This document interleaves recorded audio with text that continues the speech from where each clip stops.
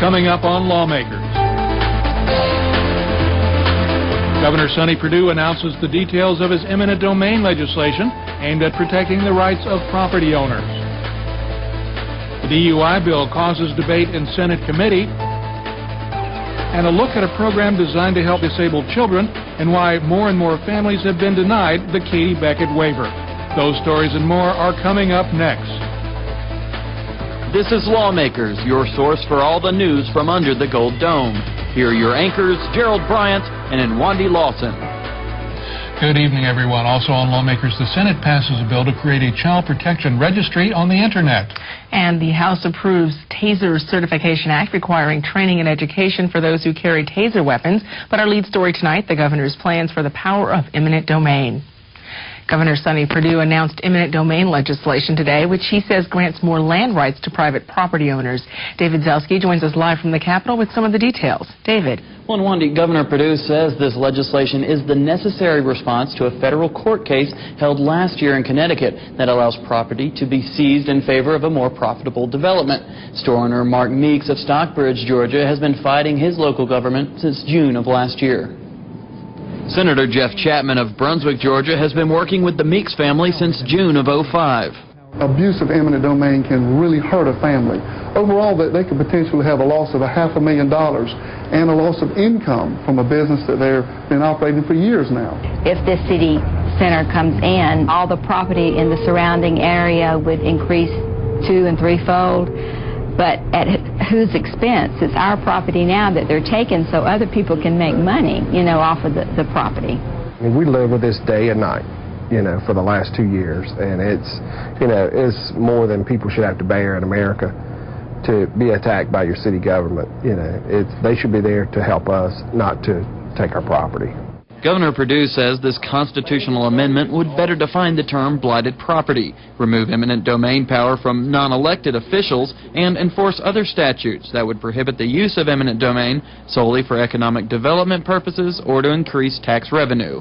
And I ask that our legislators to submit a personal or property protection amendment to the voters of Georgia for their approval and to return a strong bill to my desk that reflects the will of Georgians that their government must always respect the personal property rights of our citizens. The Meeks family have also worked with Senator Emanuel Jones, who announced 2 weeks ago 4 bills which aim to protect the rights of property owners. I've been working with Mark and Regina Meeks in Stockbridge. I know their concerns, and I think it would have been helpful to have had our input prior to this press conference and the submission of these bills. The Democratic leadership held a press conference today saying previous attempts from Republicans to protect property rights have failed and that this attempt should be no different. For them to try to stake out the high ground on eminent domain, we welcome, because had we not fought them on this last year and the Senate been so effective and us all speaking out against it, they would have had what they truly do and what they're now saying, I want to remind you, are 2 different things. Now, House Majority Leader Jerry Keene says this bill will be open for changes from both parties as it moves through the House. Reporting live, I'm David Zelski for Lawmakers. Thanks so much, David. The state Senate today passed a bill aimed at protecting children from email with adult content. Senator Greg Goggins spoke for Senate Bill 425. It prevents messages from being sent, calls to be sent, conspired with a third party to be sent, the message, if the primary purpose of that message is to advertise or induce the sale of a product or a service that a minor is prohibited by law from purchasing, viewing, possessing, participating in, or otherwise receiving. Who can register? A parent, a guardian, an individual, or any entity who is responsible for a contact point to which a minor may have access to. Schools and other industries or institutes may register one or more addresses, or they may register the entire domain. Let me give you a few points. This is completely voluntary. It's a self-funding law, whereas the marketeers who are doing the advertising have to pay a small fee to scrub their list. Senate Bill 425, the Georgia Child, Family, and School Communication Protection Act, passed 49-0 and goes to the House. Well, the House today agreed to provide uniform training and licensing to police officers before they use conducted energy weapons, also called tasers. The Taser Certification Act requires law enforcement officers to receive training and continuing education in taser use. Certification could be revoked if officers fail to maintain current training. Representative Joe Hextall wanted to add a provision to create a state log of those who have been injured or killed by tasers. Bill sponsors did not agree. Statistically, more than 98% of the time, there are no injuries at all from the use of a taser. When in the less than 2% of the time that there are injuries, most of those injuries are skin, knees, cuts from falling on broken glass, and of the minor variety. And those statistics are being followed, and I'm sure will be looked at by the Post as they're working on this training. In response to Representative Hextall's question, which is a very good question, I really believe, Representative Hextall, we are covering what you actually are seeking that we do through amendment. If you look at in Section 1, starting with subsection C, all the way through E, I really believe that they will be required that all of the instances of taser use and abuse will be collected by post. House Bill 1019 passed by a vote of 162 to 1, and it now moves to the Senate. Today, the Senate Public Safety and Homeland Security Committee heard debate about a bill that would overhaul DUI law in Georgia. The bill is based on a work of the study committee designated by Governor Sonny Perdue. Lawmakers Jesse Freeman joins us live with more on that story. Jesse. Well, Gerald, the Public Safety and Homeland Security Committee did not vote on Senate Bill 502 today, though they did hear exhaustive testimony. Supporters of the bill, such as sponsor Senator Bill Hambrick, say it will simplify DUI and implied consent laws in the state. When a suspected impaired driver refuses to be tested for alcohol or drugs, a law enforcement would now have an opportunity to go before a judge to get a warrant to get that testing done. The biggest thing we're trying to do is we're trying to eliminate special rules for drunk drivers. The thing about the implied consent and DUI laws thus far is that they are so convoluted. There are so many exceptions to the rule that we have actually lost the rule, in my opinion, in the process. It is a very, very well-written bill. Many of the court decisions, such as increasing the language in the implied consent warning to the effect that if a driver fails to take the test, that can be used against them. And we have been charging the juries quite that time. And what this bill does is it allows forcible blood draws. I'm going to say that one more time. What it allows is forcible blood draws. That means if a person chooses not to submit to a blood test, the law will allow, under this statute, under these statutes, medical personnel, at the direction of the law enforcement officers involved with the arrest of a person, to hold a person down and to forcibly take their blood. I'll guarantee you, at the next meeting, if you ask any criminal defense lawyer to come speak again, you will never hear them say the bill's in a form that I'm happy with now. Now, after hearing from trial lawyers groups, Committee Chairman Brian Kemp said he wanted the committee to wait to vote after hearing more testimony on the matter. The bill could come up for a vote as early as next week. Reporting live, I'm Jesse Freeman for Lawmakers. Thanks for the report, Jesse. Governor Perdue's plan to reward effective school principals was passed by the Senate today.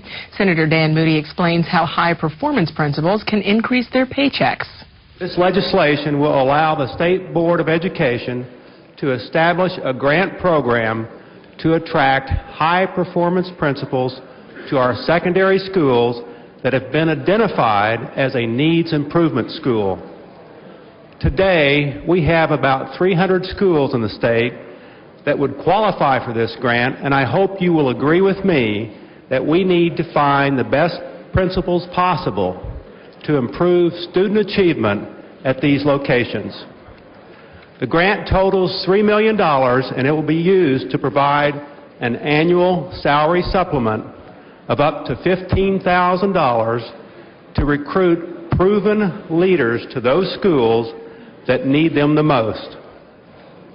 The sole criteria for rewarding the supplement will be data-based evidence that the candidate has a proven record of raising a school's student achievement results. Senate Bill 468, the grant program for high-performance principals, passed 44-2 and goes to the House. The Democratic Legislative Caucus continues to oppose another one of Governor Perdue's education initiatives. Today, House Minority Leader DeBose Porter was among those criticizing the governor's bill, mandating the school districts spend 65% of their funds in the classroom. You already have a disparity. They've cut $1.2 billion from the formula that have already forced over 100 systems to raise their local property taxes, and this will do it again. The other point we want to make is look at the list of what's included. In other words, you could have athletics figured into it, but not your media center or your library. So it includes hula hoops or dodgeball. It does not include Accelerated Reader. It does not include the Georgia Book Awards. It does not include reading programs that are done in each classroom, in elementary schools through their local media centers. That governor's bill has already passed the state Senate. Meanwhile, at a press conference today, Democrats also said it's time for Georgia to recognize the promise of stem cell research. They announced their support for a biomedical research bill. Degenerative diseases include Alzheimer's, Parkinson's, macular degeneration, diabetes, and cancer. The Search for the Cure Act will do three things. First, it will create a tissue bank to safely store umbilical cord blood, placenta tissue, and embryos discarded from fertility treatments. Second, it'll create the Georgia Commission on Biomedical Research, which will establish and oversee the operation of the tissue bank. And third, the law would put in place a strong prohibition on human cloning. Senator Edelman's Search for the Cure Act will be introduced tomorrow. The Department of Community Health explained the new role of care management organizations in administering the state's Medicaid program at a House Health Appropriations Subcommittee this afternoon. The DCH commissioner told legislators that the program for the aged, blind, and disabled would require special attention. This is not going to be something that's done by the department staff. It's actually something that has to be bid out. And what type of entity can actually cover all of these is something that we have to see. It may not be an entity, it may be several entities, but they would be tasked with actually addressing the needs across the population, not just a pilot site. We have, I think, close to 400,000 people in this affected population that we have to address. As far as an example of care, let's say that we're looking at our costs, and we know that, let's say, 19% of the Medicaid population represented by the aged, blind, and disabled. We know that 55% of the expenditures of Medicaid are from that. Well, if we break it down further and look at the population by disease state and cost and utilization, we can actually figure out who we need to actually hone in on more for things like the disease management or care management. The Department of Community Health said that increased tax revenues would have to be used to cover the growing population of Medicaid recipients. Since May of 2005, there has been a significant increase in the number of families who have been denied the Katie Beckett waiver. That's a program that helps disabled children and their families attain Medicaid services from the state. Lawmakers Matt Rasnick has the story of one Georgia family that is currently being denied. The Katie Beckett waiver permits the state to ignore family income for certain disabled children and make Medicaid available to the child if they meet a certain level of care criteria. Without the waiver, the income of the family is counted when the individual is cared for in the home. Meet DJ. In many ways, he's a typical 10-year-old boy. He likes going to school and playing video games. But DJ is not a typical 10-year-old. DJ has Down syndrome, a commonly occurring chromosomal disorder that affects human development and produces health effects. For the past 8 years, DJ's parents have gotten vital services like speech, occupational, and physical therapies, in large part due to the Katie Beckett waiver. The program has also helped DJ's parents with staggering medical expenses. That is, up until last week, when they received a final denial of services letter from the Department of Community Health. He's almost 11 years old. He's not potty trained. He does not know how to not walk into the street in front of a car. He cannot give himself medication. He can't even eat food that you and I eat. I challenge anyone to say that someone that's almost 11 years old that functions at maxes out functioning at a 3-year-old level is not in need of services or close supervision of some type. What they have done within the department and DCH is apply different guidelines. They have been applying adult guidelines to evaluate children who are very sick. And unfortunately, a lot of families in Georgia are being taken off the program. The issue is that they're going one step further in their interpretation of the federal guidelines, and that's what we have an issue with at this point. These families are, the majority of them are middle class, hardworking, tax-paying, voting citizens that are trying to do the best they can with their children and keeping them out of institutions, which cost the state more money, and keeping them in their home. Representative Jeff Brown of the Health Appropriations Committee stated that this is not a budgetary issue, that currently there are no cuts in the budget for the Katie Beckett waiver. The real concern is the state's interpretation of federal regulations. Representative Brown also stated that this issue will be resolved in the coming days and weeks. Reporting for Lawmakers, I'm Matt Rasnick. And tomorrow night on Lawmakers, Matt has the story of another group representing children called Cure Childhood Cancer, who are also being denied the waiver. We encourage you to tune in for that story. Today, Governor Sonny Perdue signed a proclamation designating a week of childhood cancer awareness. Joining him at the signing was former Atlanta Brave pitcher Tom Glavine. The crafty southpaw is a spokesman for the Rally Foundation, which raises money for pediatric cancer research. Lawmakers' Jesse Freeman has the story. The Rally Foundation is a nonprofit group that raises money for pediatric cancer research.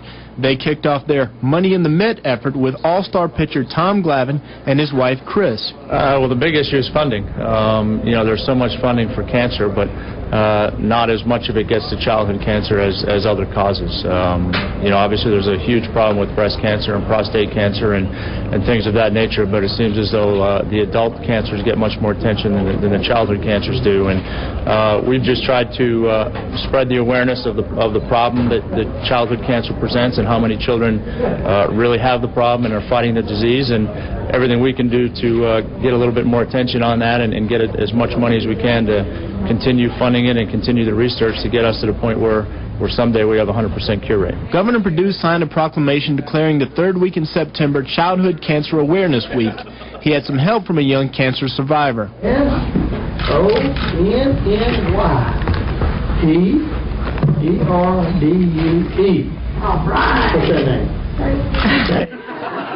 Senator Judson Hill sponsored a resolution in the Senate. And the state Senate has also passed a resolution recognizing the Rally Foundation and the need for childhood cancer research to just bring more attention to this great need. And we're excited that the governor's proclaimed that week. We're excited to have the Glavines and Reed and Dean Crow, and more importantly, Will and Alexa, who are cancer survivors. Tom Glavine and the Rally Foundation will continue their fundraising efforts at Major League Baseball camps when spring training begins later this month.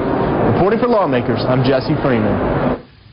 Well, in other news, a measure to allocate per diem payments to public service commissioners who live in districts more than 450 miles from the Capitol stalled in the House today after opponents argued that House Bill 1022 would serve only one commissioner, Doug Everett.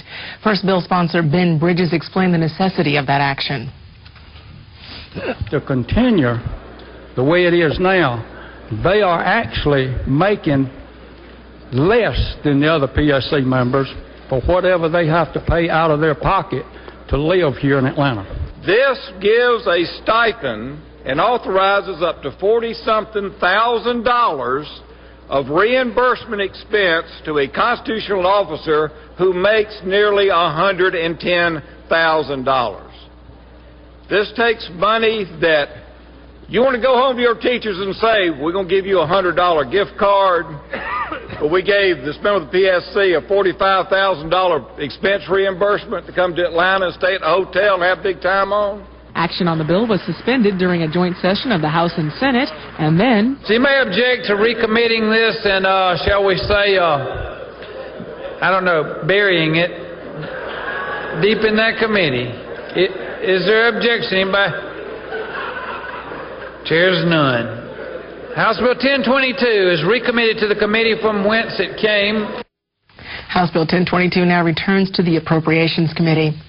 The House today approved an incentive for the governor's land conservation program. House Bill 1107 provides income tax credits of up to 25% of market value for donations to the Land Conservation Trust. Individuals may receive up to $250,000 in credits and corporations up to $500,000. The measure passed without opposition and now moves to the Senate. In response to the arrest of a man last fall for selling a MARTA token, the House also voted today to make legal the sale of mass transit passes at face value. House Bill 954 passed 157-0, and it also heads to the Senate. Major General William Webster addressed a joint session of the General Assembly today. General Webster was commanding officer for Georgia-based Army troops serving in Iraq. I'm proud to report to you today that the 3rd Infantry Division team has completed all of its planned redeployment flights and is back at home at Fort Stewart, Hunter, and Fort Benning. The division... Thank you.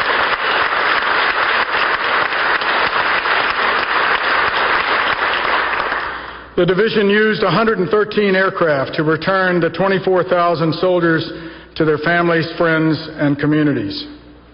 Task Force Baghdad, as we were known, centered on our 3rd Infantry Division, and it was comprised of units from 29 states, 3 territories, and 3 foreign nations. From February of 05 to January of 06, in combined operations with the Iraqis, we conducted 8 different major combat operations at the division level, including over 8,000 separate combat missions and more than 170,000 patrols, resulting in over 5,000 insurgent detainees. The pace of our operations was intense, and it disrupted the enemy, and it reduced the car bombs in Baghdad by half. We found nearly half of the roadside bombs, or the IEDs, that the enemy emplaced, and we had a 92% increase in the weapons caches found. And all of this put a big dent in the ability of the insurgents to conduct operations. I brought a few soldiers with me here today. They're great representatives of men and women who serve you every day. They contribute not only to our nation's defense, but to their local communities, and many of them are proud to call Georgia's communities home. I brought Command Sergeant Major William Grant with me today. Born in Sumter, South Carolina, Command Sergeant Major Grant's hometown is now Columbus.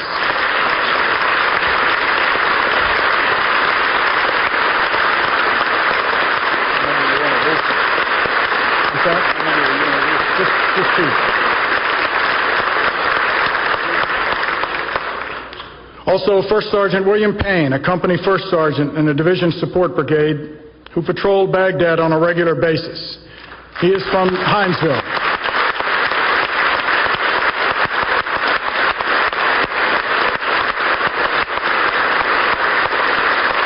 And finally, Sergeant Michael McIntosh was part of a security squad, and he trained Iraqi policemen. Sergeant McIntosh is from Warner Robins.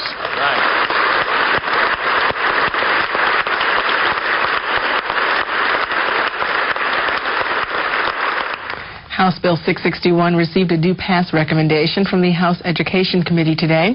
It is based on the belief of some legislators that today's parents need more information from schools regarding after-school programs. Busy parents of today, they need all the help we need. We need all the help we can get to be involved and know what's going on in the school systems. What this bill does is ask that the local school systems provide information in their handbook, or however the local school board determines, the different various clubs that their children, their minor children will or can partake in.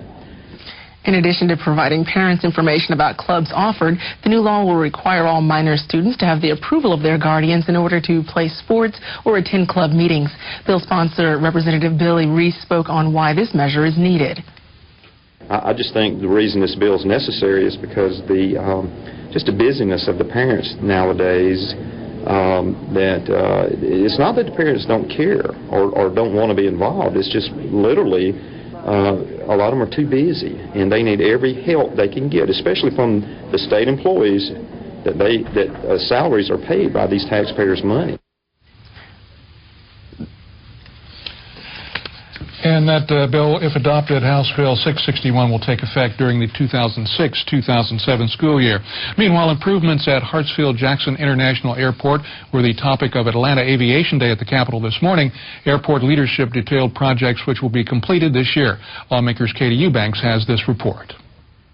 This morning, as a part of Atlanta Aviation Day at the Capitol, Ben DaCosta, Aviation General Manager of Hartsfield-Jackson Airport, informed the public of the current status of the airport's programs and projects, focusing on the construction of a 5th runway. We are very excited that after years of planning and design and construction, we will open the most anticipated runway in the world because the flight activities at Atlanta Airport affect air travel across the continent and around the world.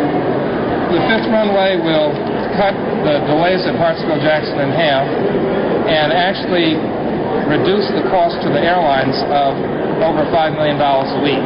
In addition to the completion of Hartsfield-Jackson's 5th runway, which is slated to open in May of this year, Mr. DaCosta also discussed a new consolidated car rental facility and the general economic impact of Hartsfield-Jackson on the state, which totals over $19 billion per year. Reporting for Lawmakers, I'm Katie Eubanks.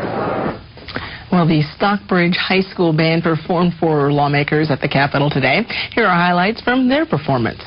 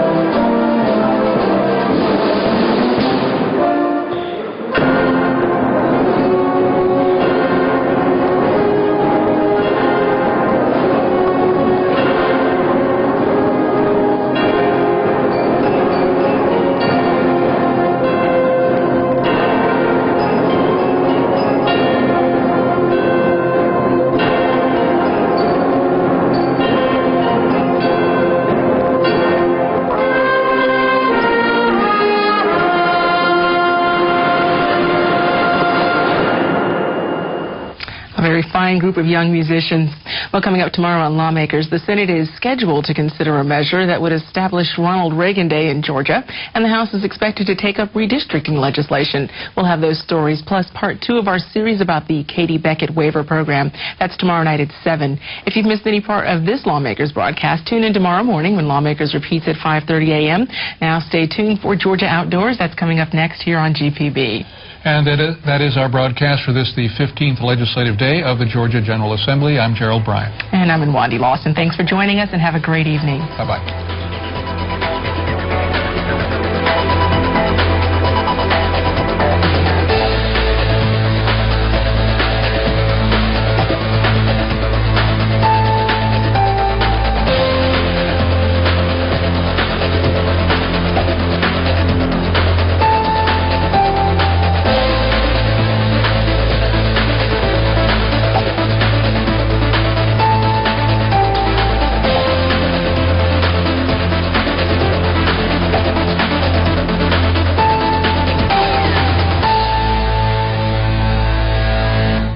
This has been a production of Georgia Public Broadcasting.